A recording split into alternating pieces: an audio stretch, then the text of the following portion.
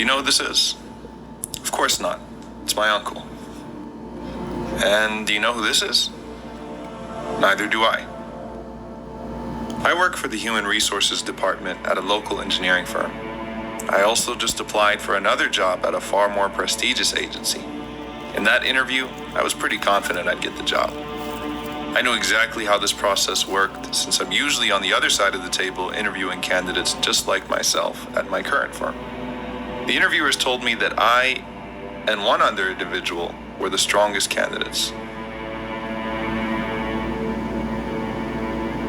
I'm pretty sure I'll beat them out.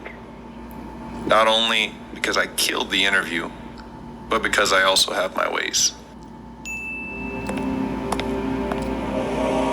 Every night before I sleep, I try to read a few pages from the biography of the Prophet Muhammad, peace be upon him.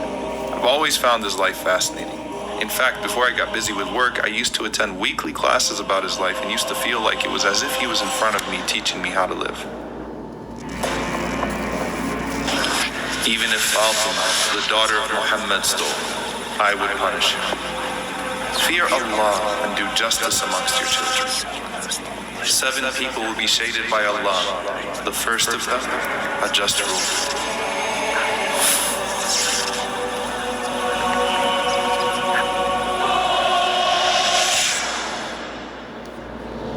Now I remember him.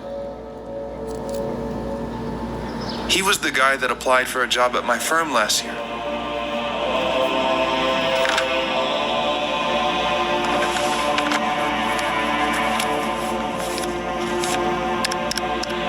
I knew he was qualified. I knew I should have picked him. But I overlooked him and instead chose one of my friends from high school. Come to think about it, I interviewed them both the same day.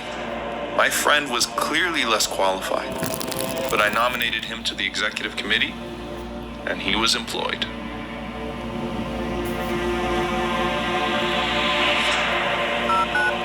This number is no longer in service. How am I supposed to reach this guy? I hope he still has the same address. Oh Allah, help me find him. Oh Allah, I beg you to forgive me for being unfair. I've never realized how difficult this would be until I was in a similar position, waiting to hear back.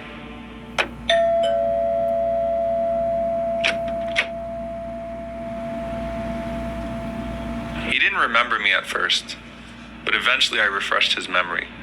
I begged for his forgiveness and told him that the job was once again vacant, and if he reapplied, I would be sure to nominate him to the committee with the highest of recommendations.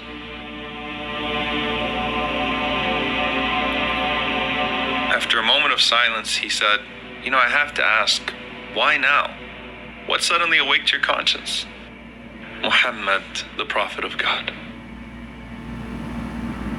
We need to read about his life and challenge our own vices with his principles, to read about his sense of justice, to read about how when Osama bin Zayd came to intercede on behalf of a powerful woman, he responded by saying that even if his own beloved daughter Fatima stole, he would treat her no different. We have to read about his call to establish justice, be it against our own family members and even against ourselves at times. His call to uphold justice and equality for all of the children of Adam. All of you are from Adam, and Adam was from dirt. There is no difference between one who is white and one who is black, except in piety. As for that new job that I had applied for that I was sure I would get because I had my ways, particularly my uncle being the manager of that company, who already guaranteed me the job, he told me to meet him at Asr prayer that day.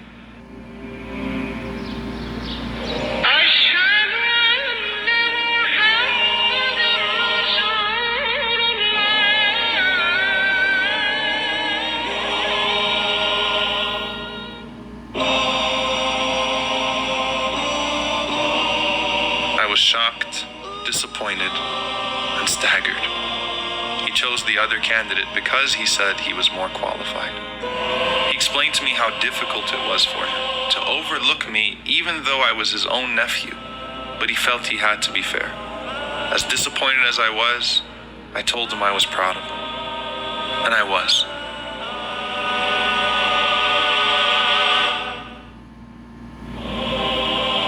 Our Prophet taught us that everyone should have their rights, and that everyone should be given a fair opportunity to succeed in this life and the hereafter. Rasulullah, you never wronged anyone or allowed anyone to be wronged in your presence. Allahumma inni a'udhu bika an adilla aw udal, aw azilla aw uzal, aw adlima aw udlam, aw ajhala aw yujhala alay.